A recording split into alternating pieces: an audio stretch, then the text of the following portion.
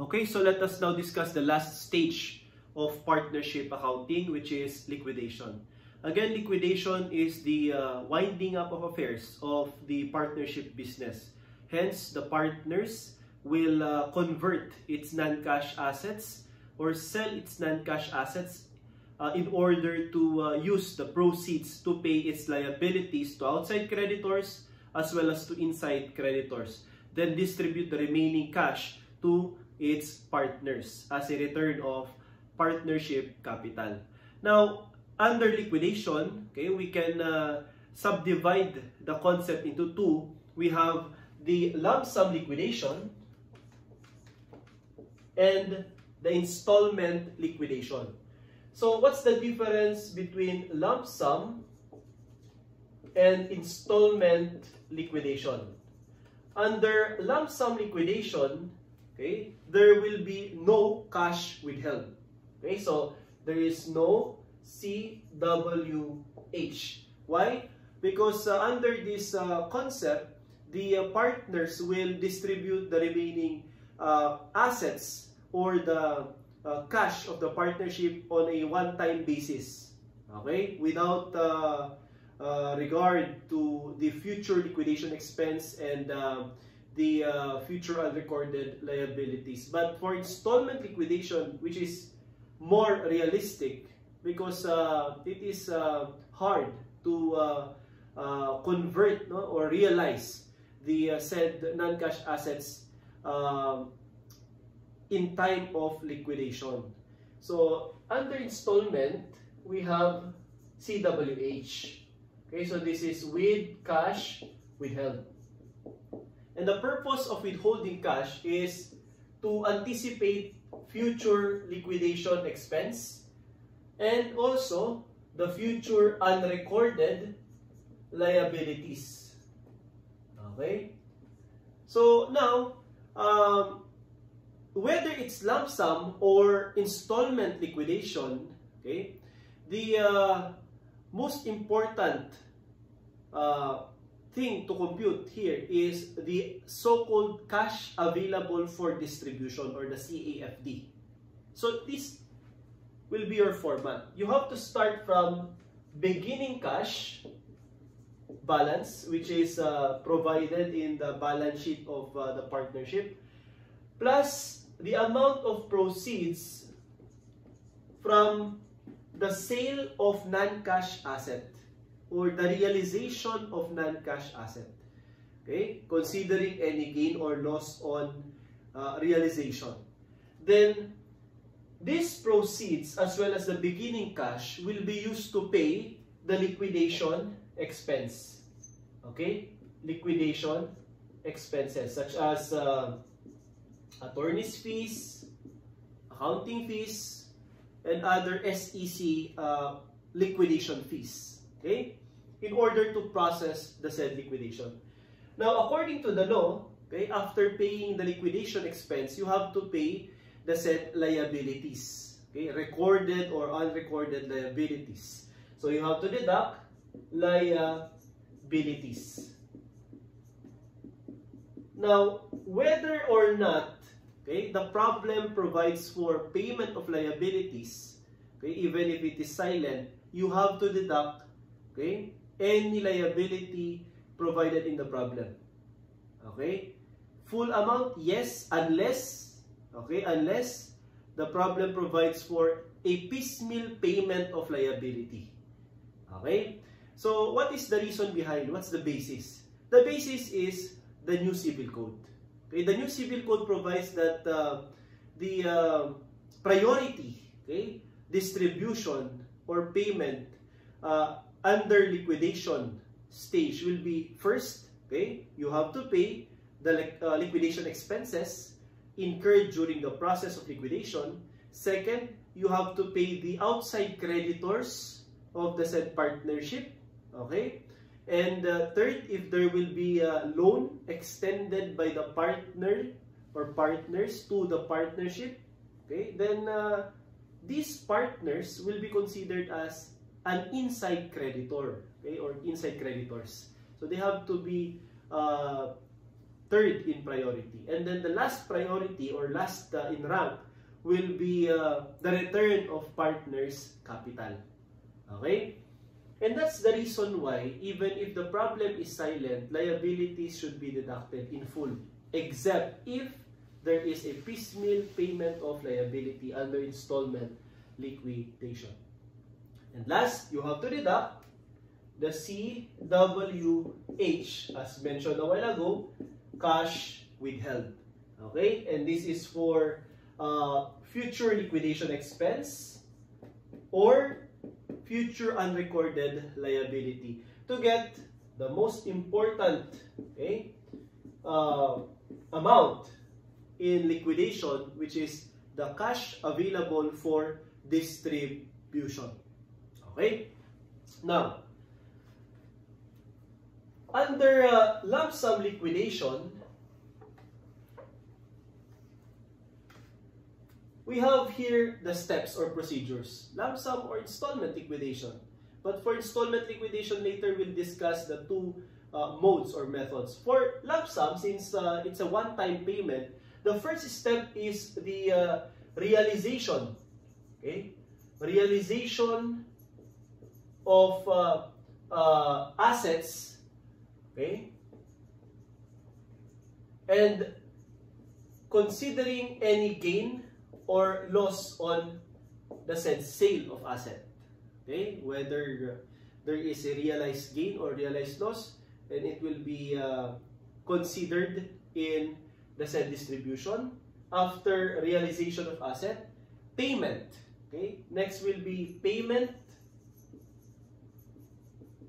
of liquidation expense and liabilities. Okay. Now, in case, okay, that there is a deficit or deficiency, okay, in distribution, if there is a deficiency, the first thing to apply will be the ROO, which is the right of offset. Okay? So you have here offsetting of loans to the said deficiency. Then, in case that there is no loan, or if right of offset has been applied but there is still deficiency, you have to consider whether the partner is solvent or insolvent. If the partner is solvent, okay, solvent, then let the partner invest. Okay? Let the partner invest. But if the partner is insolvent,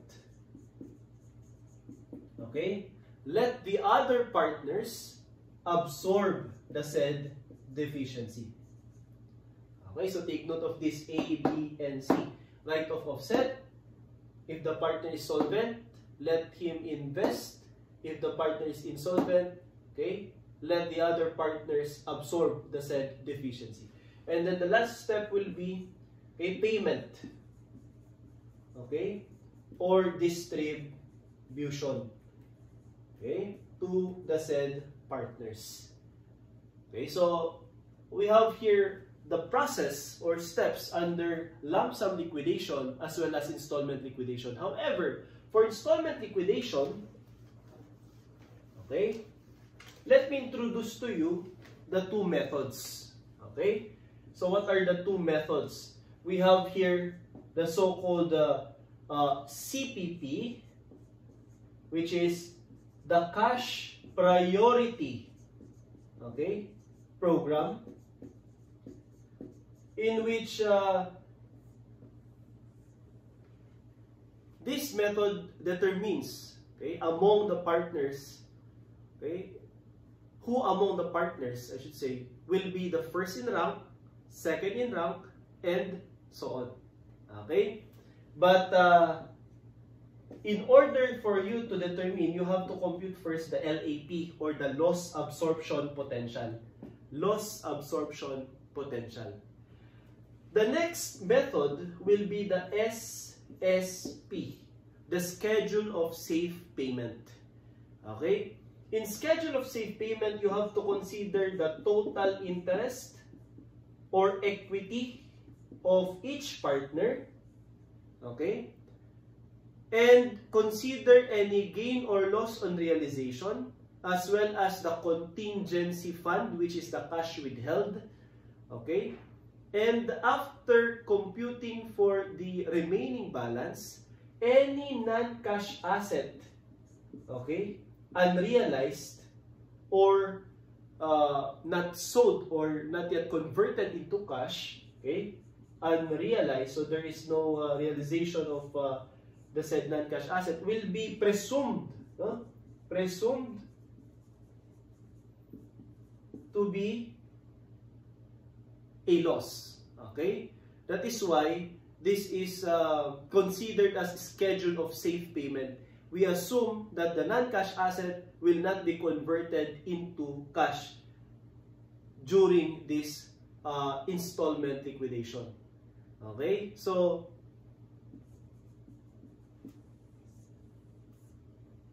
in order for you to determine that it is safe and the amount of distribution is the safe amount or value to be distributed among the partners. So now, let's focus on the CPP, okay, the Cash Priority Program. Under the Cash Priority Program, okay, you have to compute first for the LAP or the loss absorption potential. Okay? The loss absorption potential will be computed by dividing, okay, the total interest of the partner, okay, by the percentage P&L of the said partner. And this will be the LAP. So what's the purpose of determining the LAP? Okay? Take note that the partner who has the highest LAP or the loss absorption potential will be the first in priority, first in rank. And the partner with second LAP or the amount of LAP will be second in rank. Okay, and so on. Now, in computing for the amount, okay, of cash to be distributed under the CPP or Cash Priority Program, you have to deduct the LAP of the partner, which is first in rank, by the LAP or loss absorption potential of the partner in who is second in rank.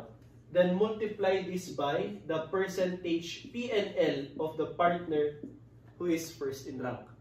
And the amount computed will be the so-called first priority payment. Okay? So this will now be the first priority payment. Okay, so we will use P1 as our code, priority 1. For priority 2, okay, since the LAP of second in rank will now be equivalent to the LAP of the first in rank, okay, then the LAP of the third in rank will now be deducted from the LAP of the second in rank to get the second priority payment. Definitely multiply this first by the percentage P&L of the first priority payment or first in priority distribution and second in priority distribution among the partners. Okay? So this is for installment liquidation under the Cash Priority Program. Now, to end our discussion, let me introduce to you the third method, which I usually call as the adjustment method. So you have Cash Priority Program, you have the schedule of safe payment, and the third method is the adjustment method. And under the adjustment method, this is applicable whether it is lump sum or installment. all you have to do is just to compute first for the total interest by simply adding or deducting the amount of loan, okay, from the capital of each partner. Say for example, partner A, partner B, partner C, okay? You have here capital plus minus loan, capital plus minus loan, capital plus minus loan. Now, after considering the loan amount, okay, then this will now be your total interest. Okay? So, after computing for the total interest, okay, you have to compare this total interest by the amount of the most important, again, thing to compute in the said liquidation is CAFD, okay? The cash available for distribution. So you have to compute here the CAFD and then compare it with the total interest to compute for the amount of adjustment. Okay? So after computing this adjustment, okay, or the balancing figure, okay, all you have to do is just to distribute, okay, the said amount using their respective profit or loss ratio. Profit or loss ratio. Okay? So multiply the P&L by the amount of adjustment. Then after computing for the share in the adjustment, then the last step will be to determine how much will be distributed between or among the partners. Now, in case that there is a capital deficiency, let me remind you, okay, that the right of offset will be applied first. That in case we have a capital deficiency and there is no right of offset or there is no loan available to offset the said deficiency, you have to determine if the partner is solvent or insolvent. That in case the partner is solvent, you have to let the said partner invest. Otherwise, if the partner is insolvent, let the other partners absorb the said deficiency. Okay? So, to have a recap, under liquidation, we have lump sum or installment liquidation. Under lump sum, there is no cash withheld.